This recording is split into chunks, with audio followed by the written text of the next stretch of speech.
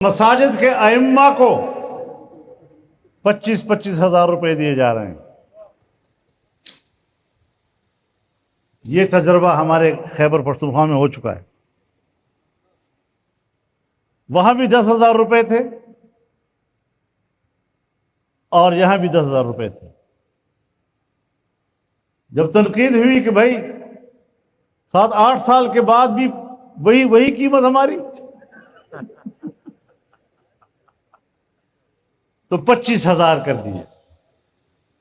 ہم تو علماء کو روزگار دینا چاہتے ہیں، او غریب لوگ ہیں بیچارے، 5-5 7-7 ہزار روپے پہ گزارا کرتے ہیں۔ کب سے تمہارے اندر یہ ہمدردی آ گئی؟ فضل الرحمان تو علماء کو کہ حق پہ ڈاکہ مار رہا ہے، ان کی بھلائی نہیں چاہتا۔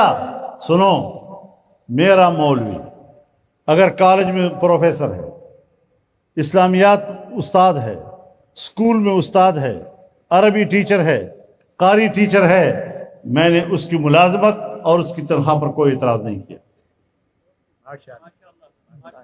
لیکن جو مسجد سرکاری نہیں ہے، جو مولوی صاحب ملازم نہیں ہے سرکار کا، تم کس مت میں اس کو 25,000 دے رہے ہو؟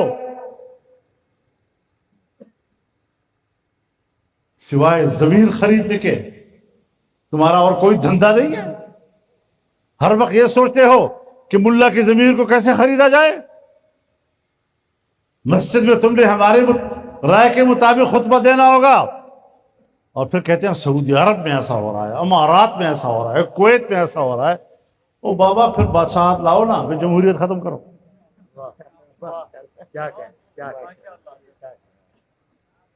ایک مولوی کے لیے وہ مثال بنتا ہے، نظام کے لیے نہیں ہے۔ اور میرے سامنے جو علماء کرام تشریف فرما ہیں، میں ان کو بتانا چاہتا ہوں کہ آپ کسی بھی احساس کمتری میں مبتلا نہ ہوں۔ برصغیر کی 250 سالہ تاریخ آپ کے پشت پر ہے، وہ قربانیاں آپ کے پشت پر ہیں، اس کی سیاست آپ کے پشت پر ہے، اور کوئی پاکستان میں سیاسی لحاظ سے اتنا طویل تجربہ نہیں رکھتا جتنا کہ آپ علماء کرام رکھتے ہیں۔ لیکن پورا سبق بھلا دیا آپ نے۔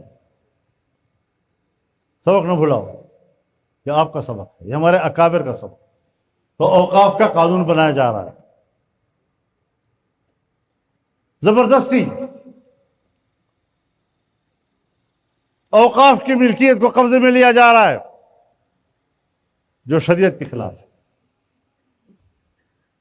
آج مدارس کے اوپر دباؤ بڑھ رہا ہے۔